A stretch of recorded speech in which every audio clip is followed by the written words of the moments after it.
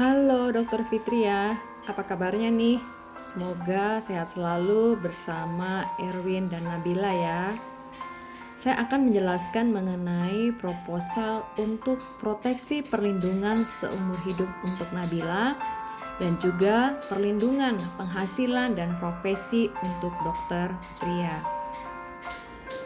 Sebelumnya saya cerita dulu ya, bagaimana sih sebenarnya fase ideal dalam kehidupan. Dalam kehidupan ini tentu saja fasenya dimulai ketika seorang anak baru dilahirkan, menjadi bayi, balita, menjadi remaja, wanita dewasa, menikah, kemudian mencapai puncak karir, puncak bisnis, mulai pensiun, dan akhirnya menjadi tua dan berpulang. Kita sih inginnya dalam fase-fase kehidupan ini berjalan sesuai dengan apa yang kita pikirkan. Tidak ada masalah ya. Tetapi demikianlah hidup. Kita tidak pernah tahu ada ternyata yang namanya risiko kehidupan. Contoh paling gampangnya ya COVID seperti ini. Mana ada sih yang pernah menyangka bahwa tahun 2020 ada virus yang bernama COVID-19 yang memporak-porandakan semuanya. Banyak yang meninggal, banyak yang isoman, dirawat di ICU dengan ventilator, dan banyak orang yang akhirnya kehilangan anak mereka, banyak anak-anak kehilangan orang tua, bahkan kedua-duanya ayah dan ibu di usia di mana mereka masih kecil.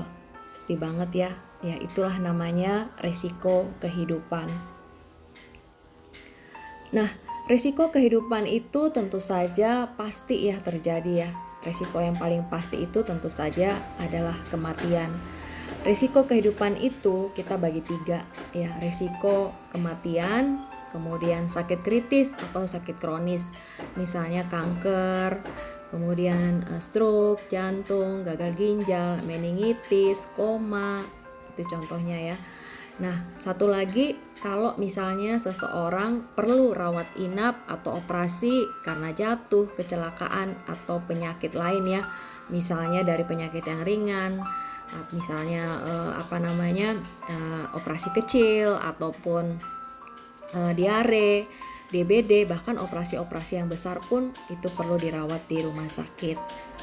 Nah, dari sisi keuangan, pilihan untuk mengatasi risiko kehidupan ini kan pastinya ya sangat mahal harganya akibat yang ditimbulkan dari risiko kehidupan ini. Tentu saja yang bisa memporak-porandakan keuangan seseorang atau sebuah keluarga. Nah, pilihannya hanya ada 2 ya. Orang tidak bisa ngomong bahwa saya tidak mau asuransi. Kalaupun dia tidak mau berasuransi, sebenarnya dia sendiri sedang melakukan yang namanya asuransi pribadi atau self insurance ya. Nah, inilah yang dilakukan oleh orang tua kita dulu mungkin ya. Caranya ini kita sebut dengan old way. Old way ini tentu saja mahal dan tidak liquid. Kenapa? Karena mereka menjaga risiko ini dengan hartanya sendiri ya, dengan tabungannya, rumah, emas dan lain sebagainya. Jadi kalau terjadi resiko, misalnya harus masuk rumah sakit ya kan, dan sakitnya cukup parah, bahkan ada orang yang sampai dengan jual harta ya, jual mobil, jual emas, bahkan jual rumah. Dan kalaupun misalnya mereka berpulang dan tidak punya backup ya untuk anak-anak biaya hidup dan lain sebagainya, mau makan apa nih anak-anak, ya terpaksa lah harus jual rumah lagi anak-anak ya, ataupun aset-aset yang ada. Nah, cara ini tentu saja sangat mahal. Kenapa? Ya karena mereka menanggung sendiri resiko ini. Makanya ada yang sebenarnya lebih murah dan liquid, dan cara ini lebih modern. Bagaimana caranya? Ya kita bersama-sama menanggung resikonya. Tetapi tentu saja perlu ada perusahaan yang mengatur sehingga dihitung nih tingkat resiko masing-masing orang. Itulah namanya perusahaan asuransi, dengan dia punya departemen namanya underwriting. Underwriting itu dia menyeleksi ya siapa aja yang mau bergabung di perkumpulan itu, sehingga ada nggak yang diterima, ada yang diterima banyak, yang nggak diterima banyak juga. Kenapa? Resikonya terlalu besar. Nah, oleh karena itu cara paling murah dan liquid sebenarnya bergabung ya di dalam perusahaan asuransi ini, karena dia yang memanage sebenarnya. Tapi uangnya siapa? Ya uang rame-rame ya. Nah, ada 3 sebenarnya perlindungan ya dari asuransi ini ya, karena kita menanggung bersama. Yang pertama, kalau seseorang harus rawat inap ya, karena misalnya dia jatuh, kecelakaan atau sakit, ya itu kan biaya rumah sakit gede banget ya, apalagi dengan COVID ini, bukan hanya puluhan juta, bahkan ratusan juta dan miliaran ya. Nah, kebayang nggak kalau misalnya kena COVID seperti saat ini, dan dia harus bayar sendiri dengan uangnya dia ya di rumah sakit. Dari mana duitnya, ya kan? Nah, kalau dia punya kartu Black Card PPH Plus, ya kita udah nggak usah pusing lagi karena dibayar sesuai dengan tagihan. Kalau misalnya jatuh, luka ataupun sakit ya, diare ya tinggal datang ke rumah sakit. Kalau rawat inap tinggal tunjukin kartu dan dibayar semuanya sesuai dengan tagihan. Limitnya gede banget ya. Nah, itu untuk perlindungan health insurance ya. Kalau kita sakit, intinya biaya rumah sakitnya, biaya operasi kita nggak usah pusing. Tetapi problem kedua yang muncul adalah kalau seseorang sakit dan sakitnya ini cukup kronis, misalnya dia kena gagal ginjal atau cancer atau dia harus operasi jantung, stroke, meningitis, kan itu selain dia dirawat di rumah sakit, dia juga perlu yang namanya untuk biaya hidup. Kenapa? Karena kan dia udah nggak mampu lagi kerja. Misalnya seorang dokter, dia nggak mampu lagi untuk buka praktek, ya kan? Dia paling berharap gajinya juga mungkin terbatas. Dan bagaimana dengan anak-anaknya? Mungkin dia sudah kirim anaknya ke luar negeri, atau dia sudah mau plan ke sekolah-sekolah yang bagus dan mahal, tapi jadi terbengkalai. Kenapa? Karena dia sendiri sudah tidak mampu lagi untuk bekerja normal dalam periode waktu tertentu ya. Oleh karena itu penting banget yang namanya proteksi untuk penghasilan. Sebenarnya yang diproteksi ini penghasilan, karena penghasilan ini sangat mudah hilang ketika terjadi resiko, terutama sakit kronis. Nah, yang ketiga itu adalah proteksi untuk income selamanya. Jadi kalau seseorang dipanggil Tuhan, misalnya orang tua, nah bagaimana dengan anak-anaknya? Kalau dia meninggalkan yang namanya pertanggungan, UP jiwa atau warisan ya, dalam prudensial juga kita punya yang namanya warisan dalam bentuk paper aset, cair tuh dana 1 miliar, 5 miliar ya kan. Nah, dana ini sangat berarti buat anak-anak. Cukup didepositokan dan anak-anak bisa hidup, bersekolah ya, dan mencapai cita-citanya dari bunga depositonya aja loh, bisa seperti itu ya. Jadi penting banget yang namanya sebenarnya insurance itu, dan kita tergabung dalam satu company. Kenapa? Sama-sama menanggung resiko. Kalau kita sehat-sehat aja, uang kita yang pergi menolong orang lain. Tapi kalau kita yang kena musibah, misalnya sakit atau bahkan meninggal, duit orang lain yang datang menolong kita. Jadi konsep asuransi sebenarnya bagus banget ya, tolong menolong. Nah, kalau misalnya seseorang kena ya yang namanya tadi saya udah bilang ya, sakit kronis ya atau sakit kritis ya. Nah, dia kan berobatnya mungkin pakai kartu PPH Black Card ya, kalau dia mau punya untuk asuransi kesehatan. Atau kalau dia nggak mau pakai BPJS-nya saja ya silahkan. Tapi kan BPJS tidak bisa membayar gaji dia, penghasilan dia ketika dia sakit ya. Misalnya seseorang nih, dia lagi menapaki karirnya gitu ya, anak kita atau mungkin kita sendiri lagi menapaki karir, kemudian dokter bilang ada sesuatu di payudara kita dan ternyata itu kanker gitu ya. Nah, kita harus operasi, kemo, radiasi dan sebagainya, nggak bisa kerja normal. Bahkan perusahaan bisa mem-PHK karena sesuai dengan aturan Depnaker dalam waktu 1 tahun. Kalau seseorang sudah tidak bisa bekerja normal, dia bisa di PHK ya, dengan pesangon secukupnya dari si perusahaan. Pesangonnya juga nggak banyak ya, cuma 1 bulan upah, 2 bulan ya, mau berapa lama itu bertahan ya. Jadi sakit kronis itu dapat mengakibatkan karir seseorang menjadi mandek ataupun bisnisnya dia terhenti. Nah, bagaimana kehidupan selanjutnya kalau tidak ada uang ya? Pilihannya mau jual harta atau cair dari polis asuransi ya. Kalau cair dari polis asuransi berarti kita perlu pertimbangkan hal ini.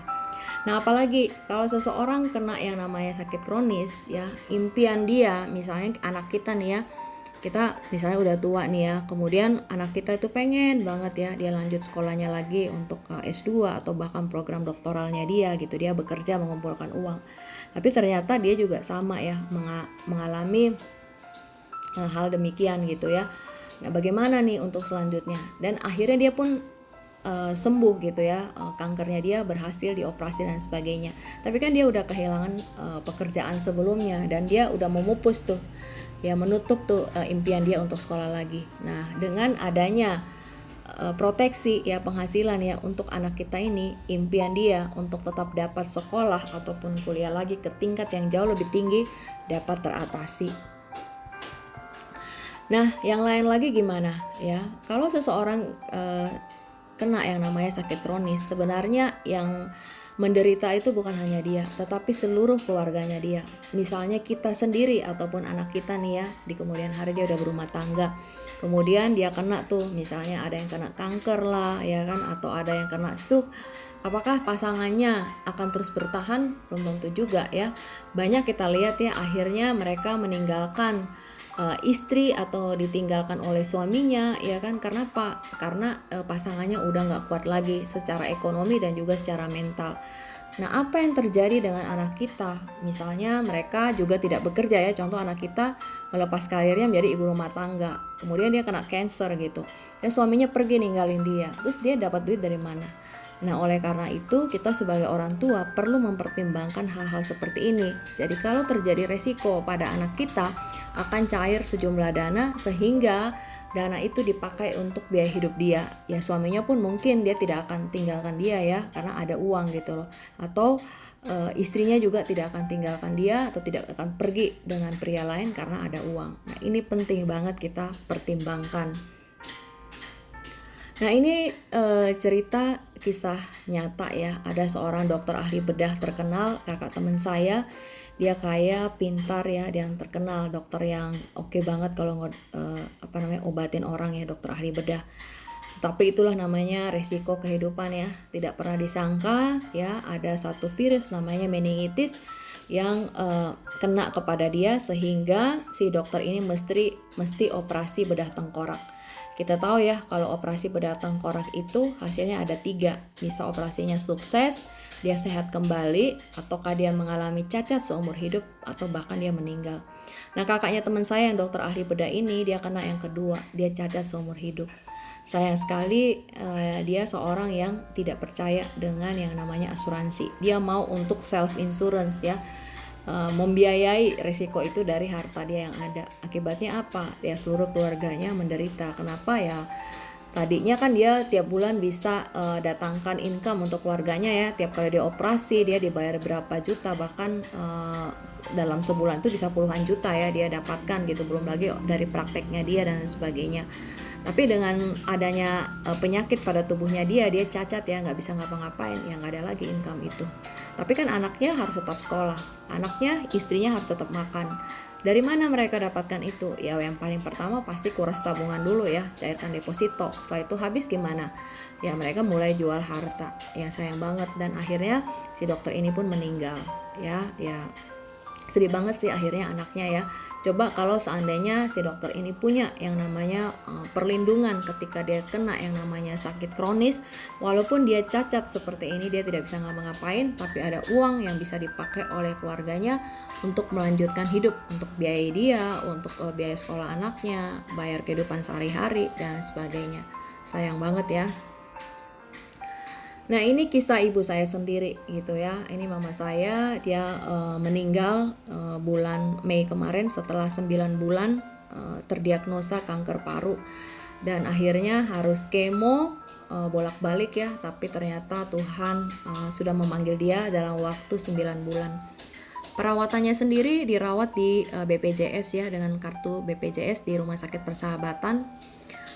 Kemo segala macam itu dibayar, tapi ternyata tidak cukup ya, karena banyak biaya-biaya yang kami harus bayar sendiri. Bahkan ketika dia drop, ketika dia habis kemo drop gitu ya, waktu itu COVID dan Rumah Sakit Persahabatan tidak menerima pasien non COVID ya, sehingga harus masuk rumah sakit swasta. Nah, rumah sakit swasta tahu dong bagaimana biayanya. Nah, itu kami banyak sekali keluar duit di sana. Belum lagi untuk bayar, kita pakai suster ya, perawat pribadi, itu gajinya nggak sedikit gitu ya. Gajinya 7 juta per bulan. Kemudian juga oksigennya itu 150.000 per tabung. Nah, sekarang saya nggak tahu, pasti jauh lebih mahal ya. Dan satu hari itu bisa habis ya berapa tabung gitu ya. Kemudian juga makanan-makanannya, susu, vitamin, pampersnya dia lagi. Nah, kami pun waktu akhirnya di Rumah Sakit Persahabatan ini udah bisa untuk terima pasien non-COVID, Ya kan nggak mungkin pakai jatahnya mama saya ini, karena jatah dia kan kelas 1 ya, berarti berdua satu kamar. Nah, kenapa? Karena waktu itu ketentuannya dia nggak bisa ditemenin gitu, karena berdua satu kamar karena COVID ya. Akhirnya kami harus naik ke kelas VIP. Nah, kalau naik kelas VIP itu 75% dari total tagihan itu dibayar oleh si pasien ya. Jadi kalau tagihan misalnya 100 juta ya 70 juta kita bayar pribadi ya, 30 juta ditanggung oleh pemerintah. Seperti itu BPJS. Jadi BPJS belum tentu ya bayarin semuanya. Dan juga di BPJS itu ada ketentuan jumlah hari ya. Waktu awal mungkin dia bisa rawat misalnya 2 minggu. Lama-lama itu akan menurun terus. Artinya setiap kali misalnya dia hanya punya jatah 2 hari ya, dia harus keluar gitu dari rumah sakit, antri lagi dari awal, masuk lagi dari IGD. Seperti itu ya. Dan obat-obatnya juga sangat terbatas ya. Ibu saya dapat obat untuk menghilangkan nyerinya karena kankernya ini itu terbatas sekali, sehingga kami harus tebus sendiri, dan ini luar biasa mahalnya obat ini. Makanya nggak heran dalam 9 bulan dirawat ibu saya, kami untuk kocek pribadi keluar 250 juta, padahal ini sudah pakai BPJS ya. Kebayang nggak kalau misalnya seperti dengan dokter tadi ya, dia bertahun-tahun loh cacat seperti itu, berapa banyak biaya yang dikeluarkan oleh keluarga. Nah, kami pun ini sudah semuanya sudah sudah mandiri ya. Ibu saya kan sudah tua gitu loh, jadi tidak ada lagi gitu yang dibiayain gitu. Nah, kebayang kalau misalnya kena cancer ini pada seorang ayah atau ibu dengan tanggungan mereka masih anak-anak. Bagaimana untuk kehidupan anak-anaknya mereka? Ibu saya aja untuk biaya pengobatan aja nih, belum termasuk biaya hidup. Nah, kalau seandainya kejadian kayak dokter tadi, bagaimana ya, anak-anak masih kecil. Nah, ini kita mesti pertimbangkan juga. Nah, untuk solusi ini Prudential launching ya satu produk baru. Ini produk menurut saya keren banget. Kenapa? Karena dia mengcover semuanya. Dan kalaupun sehat-sehat aja, uangnya balik dan bahkan nilainya berkembang ya. Program ini namanya perlindungan seumur hidup, pasti cair dana di saat sakit kritis, sakit kronis, ataupun di saat meninggal. Bahkan umur panjang pun dia cair. Nah, jadi kita nggak usah lama-lama store-nya ya, store aja 5 kali ya, berarti 1 kali 1 tahun. Kalau 5 kali berarti bayar per tahun selama 5 kali ya. Boleh 5 kali, 10 kali, atau 15 kali. Dan sudah berhenti, simpan aja polisnya, di cover sampai dengan usia 88. Di usia 88, kalau orangnya masih hidup ya, umur panjang, cair santunannya. Tetapi dari usia saat ini sampai dengan usia 88, baru 1 hari polisnya issued atau polisnya disetujui, ternyata meninggal, langsung cair uang pertanggungan. Ataupun kalau meninggal karena kecelakaan, cairnya itu sampai dengan 3 kali lipat ya. Nah, kalau misalnya terdiagnosa sakit kronis seperti ibu saya mungkin yang kena kanker paru, atau dokter tadi yang kena meningitis, itu juga akan diganti 100% 90 hari setelah polisnya issued ya. Nah, jadi dia cover gitu semuanya. Nah, kabar baiknya mulai tahun ke-20, kalau misalnya mau mulai cairkan ya untuk dana yang dititip atau disetor sebelumnya, itu bisa. Tapi kalau misalnya jangan dulu deh 20 tahun, biarin aja dulu di situ, nanti aja baru saya ambil. Bisa dijadikan untuk dana pensiun. Ya, jadi klaim atau tidak klaim, dana pasti cair. Nggak ada ruginya kan? Nah, kita pakai untuk produk ini sebagai pemberian kita yang terbaik untuk anak-anak, sehingga kalau kita berikan ini buat anak-anak kita ya, kita cukup bayar 5 kali atau 10 kali saja, dan polis ini atau sertifikat cinta kita ini disimpan saja. Kalau terjadi resiko pada mereka ya, seperti yang tadi artis ya di depan itu, dia masih muda, kemudian dia kena cancer, dia ditinggal suaminya, siapa yang mau menolong dia ya? Dengan adanya polis ini langsung cair dananya, itu akan menolong dia untuk biaya hidup dia. Misalnya dia mau pakai berobatnya, pakai BPJS atau kartu asuransi kesehatannya dia, misalnya seperti itu ya. Nah, itu kalau terjadi resiko. Tapi kalau misalnya dia sehat-sehat aja, duitnya juga balik kok ya. Dia bisa cairkan, dia mau pakai buat sekolah lagi, buat DP apartemen, atau dia mau pakai beli mobil, silahkan aja ya. Nah, jadi ini dananya sama aja kita seperti tabungin buat anak ya. tapi dia juga bisa berfungsi ganda sebagai proteksi kepada anak seumur hidup. Ya, dananya nanti mereka mau tetap pakai ya, kalau mereka sehat ya, mau dia cairkan boleh ya, dia mau pakai sekolah lagi atau dia mau pakai beli mobil baru atau bayar DP apartemen, silahkan. Tetapi selama mereka tidak cairkan dana itu ya, mereka akan terproteksi seumur hidup ya, dengan nilai 1 miliar. Ya terserah mau 5 miliar, mau 10 miliar juga boleh. Nanti yang contoh di sini saya sebutkan itu 1 miliar. Kalau merasa kurang 1 miliar ya kita tinggal kali 2 aja premi yang disetor. Nah ini saya udah buatin ya Nabila. Nabila ini karena dia masih remaja ya, preminya dia nggak mahal gitu ya. Dan ini semua duit tabungan untuk Nabila yang nantinya dia bisa cairkan. Kalau mau store 5 kali saja dalam 5 tahun, itu setoran per tahunnya cukup 23,5 juta ya. Berarti kalau kita kali 5, sebenarnya total setoran untuk si Nabila ini itu totalnya itu dikali aja ya, 23,5 juta dikali 5 itu 117 juta. Tetapi jika terjadi resiko, misalnya dia terdiagnosa sakit kritis seperti artis yang tadi di depan itu masih muda, cair 1 miliar. Kalaupun dia meninggal, cair juga 1 miliar ya. Misalnya nanti Nabila sudah berkeluarga gitu, masih tetap berlaku polis ini. Atau kalaupun dia meninggal karena kecelakaan, cairnya 3 miliar. Nah, ada bonus untuk pasang ring 100 juta. Kalau misalnya Nabila mau cairkan dana ini untuk uang pensiunnya dia, ya boleh aja ya, ada dana pensiun 467 juta. Padahal tadinya kita hanya store totalnya untuk Nabila 117 juta ya. Ini kalau mau yang 5 kali. Nah, kalau mau yang lebih ringan setorannya ya berarti kita bayar 10 kali. 10 kali ini premi per tahunnya 17 juta ya. Kalau kita kalikan 17 kali 10 berarti 170 juta ya.